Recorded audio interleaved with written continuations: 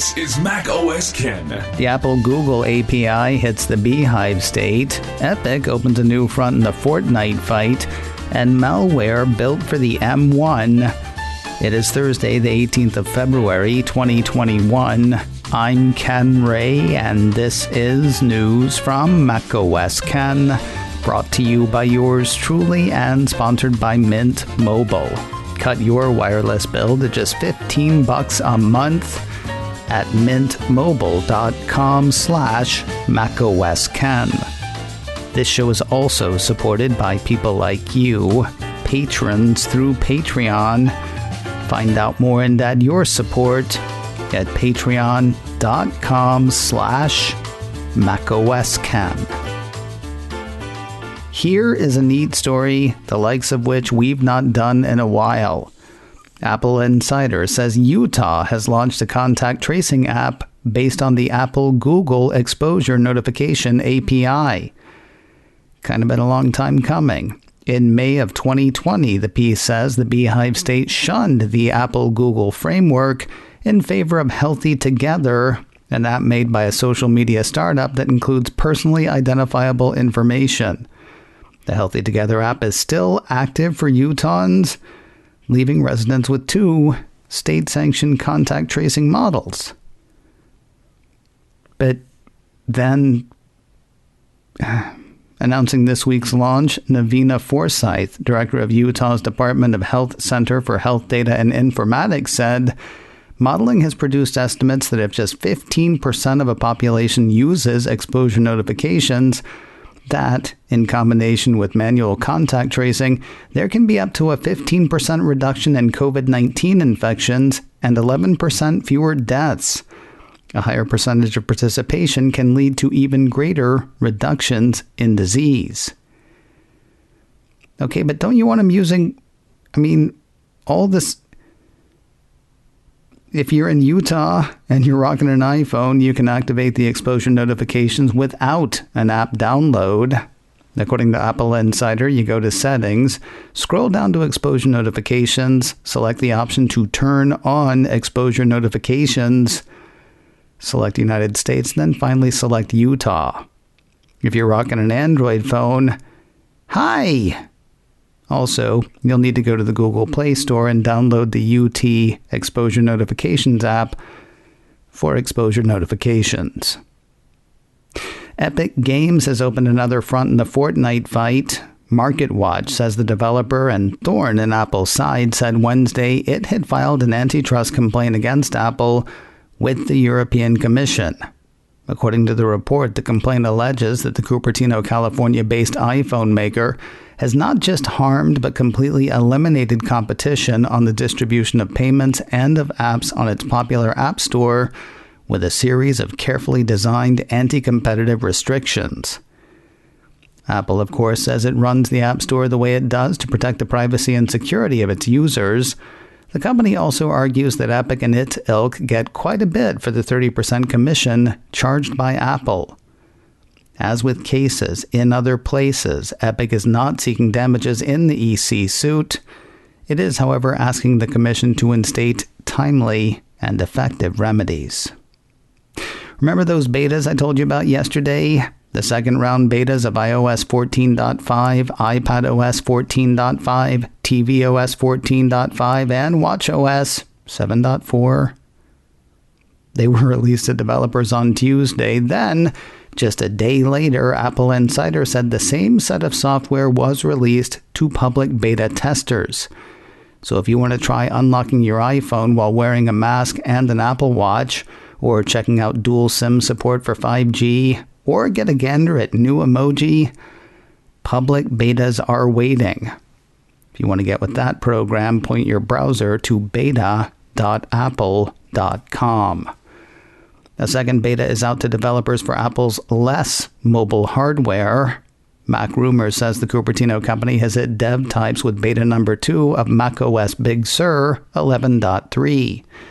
The piece lists a number of changes, including more customization options for Safari, optimizations for using iOS apps on M1 Macs, new sorting and printing options for reminders, personalization options in Apple Music, a redesigned For You tab for Apple News Plus, support for select Sony and Xbox wireless game controllers, and that, seriously, is just the start. Developers, that is available for you now. Public testers, hang tight. This next one's kind of inevitable. It's also kind of a drag. According to a headline from Engadget, hackers are already targeting Apple's M1 Macs with malware. Like, actively. Security researcher Patrick Wardle has already found a malicious app that was created specifically for Apple's M1 chip. According to Wardle's blog, the malware, GoSearch22, is a Safari adware extension. Engadget says it appears to be a variant of the well-known Mac adware Pirate. According to the report, Wardle told Motherboard that the malware seems fairly vanilla. It collects user data and peppers the screen with illicit ads, but he noted that its developers could update GoSearch22 with more harmful functions. If you're wondering about the current threat level, it's a bit of a good news, bad news thing. The bad news, the antivirus testing platform on which Wardle found the malware missed this one a few times over.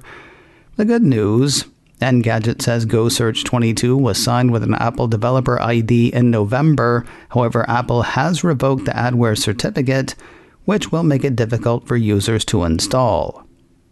Still, the way Wardle sees it, GoSearch22's existence confirms malware and adware authors are indeed working to ensure that their malicious creations are natively compatible with Apple's latest hardware.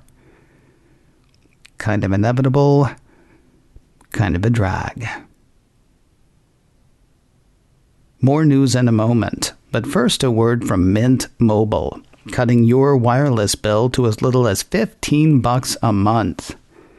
With my old carrier, I had to pay extra to turn my iPhone into a hotspot.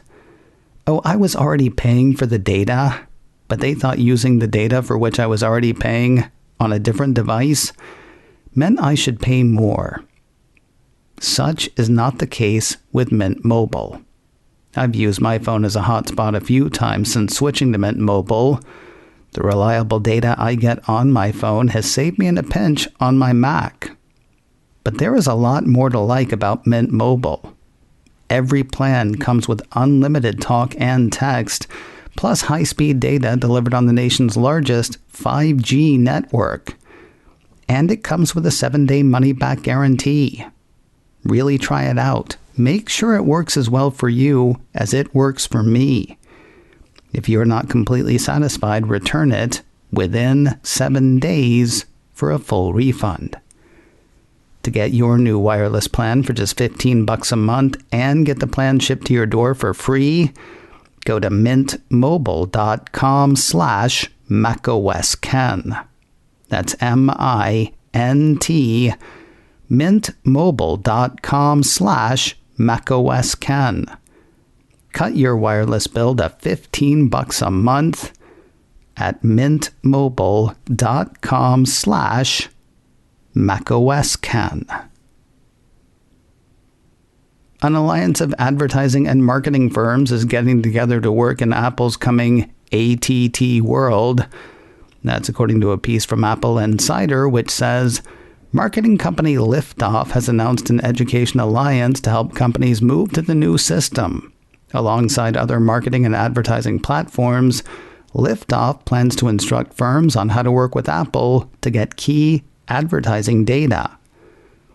Dennis Mink, VP of Marketing for marketing firm Liftoff, says, Apple's coming policy change is one of the biggest shifts in mobile marketing in recent years, and our community-minded effort gives marketers the tools they need to navigate the shift seamlessly. With expertise from supply side, demand side, and measurement, we aim to ensure a smooth and successful transition into this new era, with the assurance that marketing can and will continue to be just as effective on iOS in this more privacy-centric manner. You say he's in marketing. Never would have guessed. As for what they're going to offer exactly, Liftoff hasn't said exactly, but they sure sound good not saying it. We'll wrap the day with a couple of stories around Apple TV+. First, word from Deadline of a new cast member for Killers of the Flower Moon. That's the Martin Scorsese film starring Robert De Niro, Leonardo DiCaprio, and now Jesse Plemons. Okay, not as big a name, but he's got one of those faces that you know. Recent turns include parts in Judas and the Black Messiah, as well as the Charlie Kaufman film I'm Thinking of Ending Things. Personally, I know him from the Black Mirror episode USS Callister. He played the psychopathic captain, if you saw that episode. If you don't remember the plot of the upcoming film, Deadline reminds us, based on David Grann's bestseller and set in 1920s Oklahoma, Killers of the Flower Moon depicts the serial murder of members of the oil-wealthy Osage Nation, a string of brutal crimes that came to be known as the Reign of Terror. Plemons will play the lead FBI agent investigating the murders.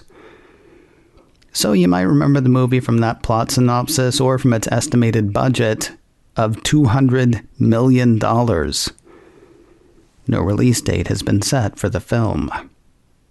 And finally today, while Apple's video streamer has a decent amount of content for kids, the Cupertino company is taking a serious run at family-friendly fare. The Hollywood Reporter says Apple has signed an overall deal with Skydance Animation. Out of the gate, that'll apparently give the company at least one Pixar-caliber film. That's because the guy who heads Skydance Animation used to head Pixar.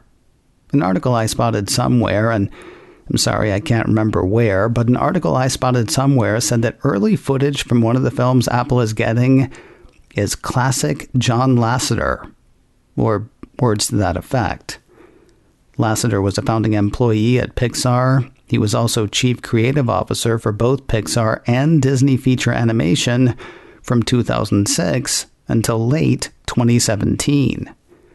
As for the content headed Cupertino's way, they get 2 features and 1 series, plus more as it's developed.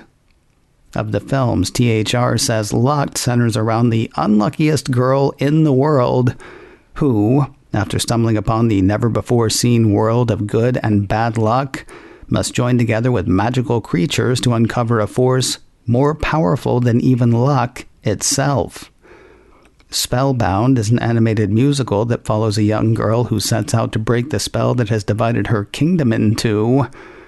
On the series side, The Search for Wardle is an original animated TV series based on a series of sci-fi and fantasy books. No word on when any of this will hit Apple TV+, but that is a serious play for family-friendly fare. Coming up in a few minutes, Apple Watch, services, Apple TV. Which has wowed, surprised, and will be Apple's future as far as Tom Merritt is concerned? Find out in a few minutes.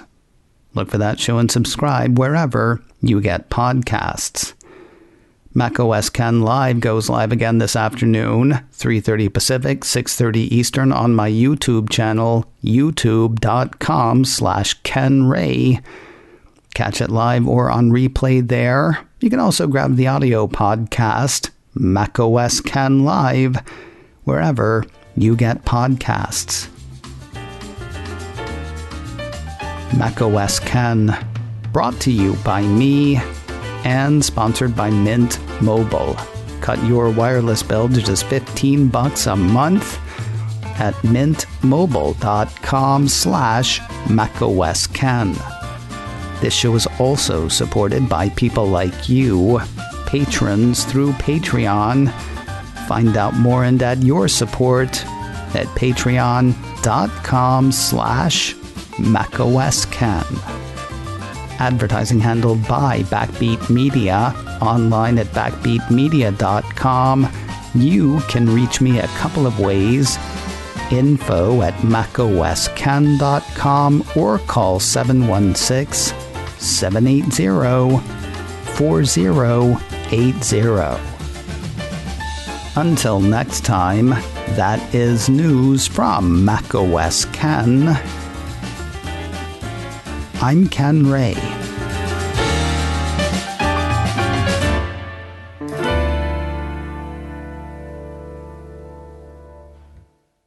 Ciao.